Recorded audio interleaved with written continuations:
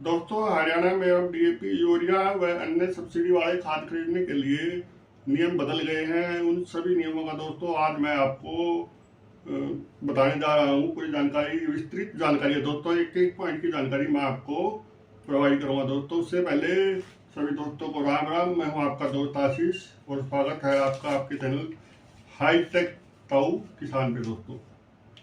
तो दोस्तों, पहला प्रश्न क्या है किसान के मन में कि हमें खाद कैसे मिलेगा। तो दोस्तों, खाद का प्रोसीजर तो वही रहेगा कि आपको आधार कार्ड का नंबर, और दोस्तों आधार कार्ड के नंबर से पोस्ट मशीन में आपका लगेगा अंगूठा, और उससे दोस्तों आप खाद खरीदेंगे। जितना टाइम मर्जी उतना खरीद सकते हैं।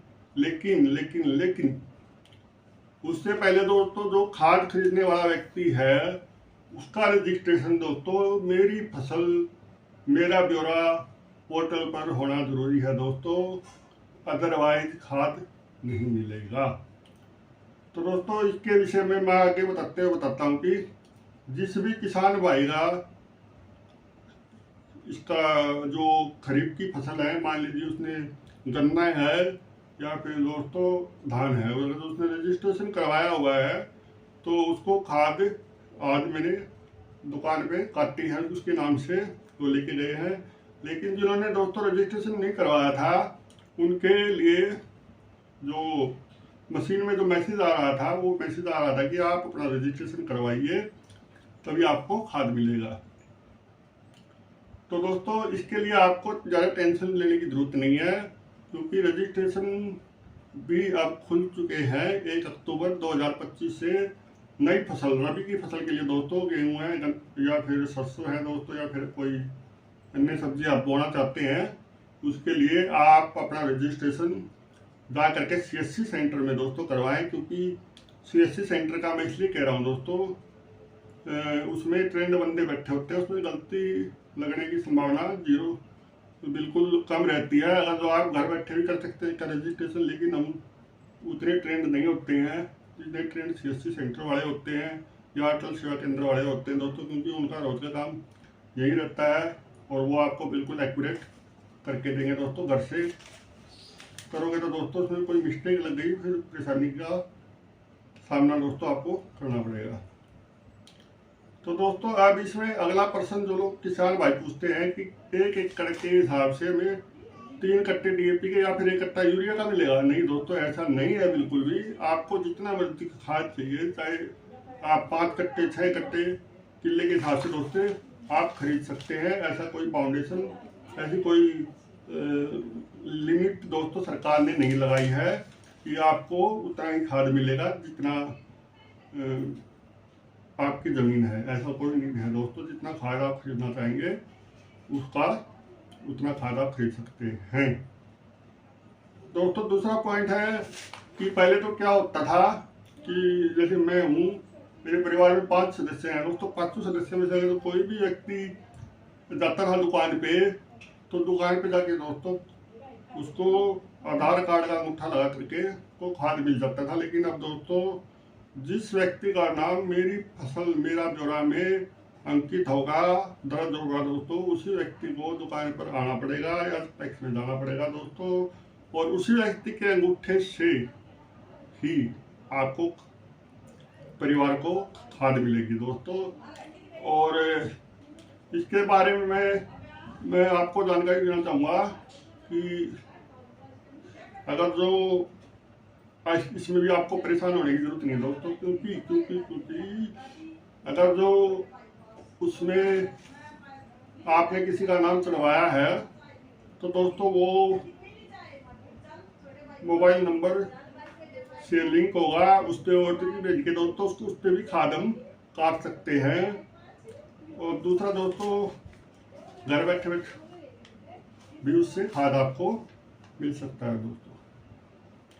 तो आप जो रजिस्ट्रेशन करवाएंगे, तो रजिस्ट्रेशन करवाने वाले व्यक्ति जो हैं कृपया करके ध्यान दें कि उनका जो मोबाइल नंबर है, पहली बात तो आधार कार्ड से मैं देखता था कई बार मशीन पे करते वक्त कि उनका आधार कार्ड है दोस्तों, उस पर मोबाइल नंबर नहीं दर्ज होता है।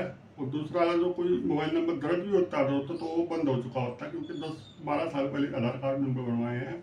इतने में पता नहीं आदमी कितने मोबाइल नंबर दोस्तों बदल देता है। तो उसके लिए आपको नया मोबाइल नंबर उसमें आधार कार्ड में जो भी आप यूज़ कर रहे हैं उसमें अपडेट करवा लें। अगर जो आप कहीं बाहर हैं तो आपका परिवार का कोई भी सदस्य है, जा करके उसको OTP के द्वारा दोस्तों खाद मिल जाएगा। इसमें भी आपको परेशानी की जरूरत नहीं है कि मेरे नाम रजिस्ट्रेशन है, मैं ही जाऊँगा। तो इसमें तीसरा पॉइंट है दोस्तों, वो मैंने आपको बता ही दिया कि एक बार में आप जितना चाहे उतना खाद खरीद सकते हैं। और जो पट्टे पर दोस्तों, बटाई पर जो खाद लेकर बोते हैं दोस्तों, उसके लिए थोड़ा सा मैं बताना चाहूँगा आपको अलग से कि उस व्यक्ति को जो पट्टे पे बटाई पे और किराए की जमीन लेकर के दोस्तों खेती कर रहा है, तो इसको रजिस्ट्रेशन करवाने के लिए जमीन के मालिक को उसके आधार कार्ड के साथ दोस्तों CSC सेंटर पे जाना पड़ेगा। उसका अंगूठा दोस्तों, पहले तो ऐसे हो जाता था रजिस्ट्रेशन, लेकिन अब वैसे रजिस्ट्रेशन नहीं होता है, क्योंकि पहले किसी की ज़मीन पे कोई करवा लेता था, किसी की ज़मीन पे कोई करवा लेता था दोस्तों। अब तो पक्का अंगूठा लग के वेरीफाई होके बायोमेट्रिक उंगलियों के निशान, अंगूठे का निशान वेरीफाई होके ही दोस्तों वो उस पर जो है मेरी फसल मेरा ब्यौरा पे दोस्तों चढ़ पाएगा।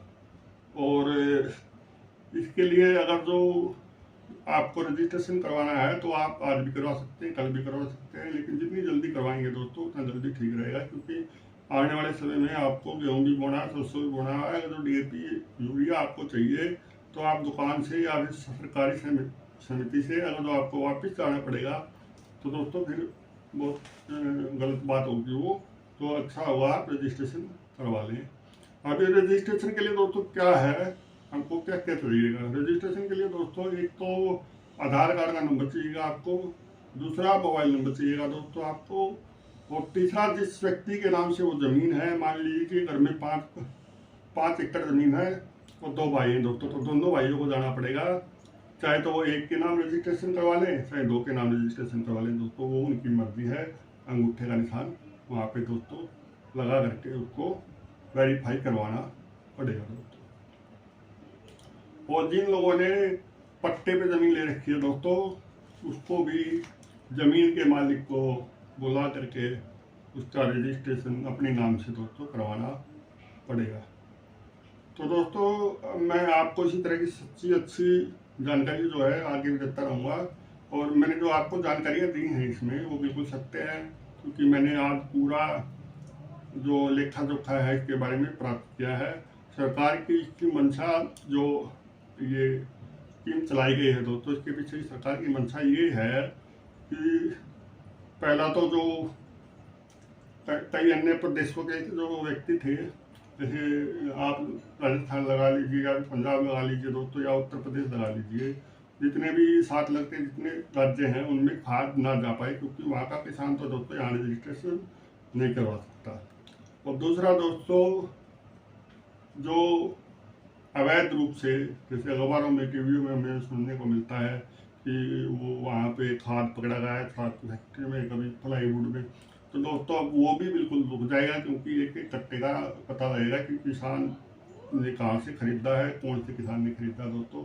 और केवल किसान ही खरीद पाएगा दोस्तों जिसके नाम से ज़मीन होगी, या फिर जो बटाई पे ले रखा है ज़मीन को, यानी कि पट्टे पे ले रखा है, उसको भी खाद बिल्कुल अच्छी तरीके से मिलती रहेगी दोस्तों। उसको टेंशन लेने की जरूरत नहीं है। बस जा करके एक बार आपको फसल का रजिस्ट्रेशन करवाना है, जैसे मैंने पहले बताया दोस्तों, वो CSC सेंटर पे ही होगा।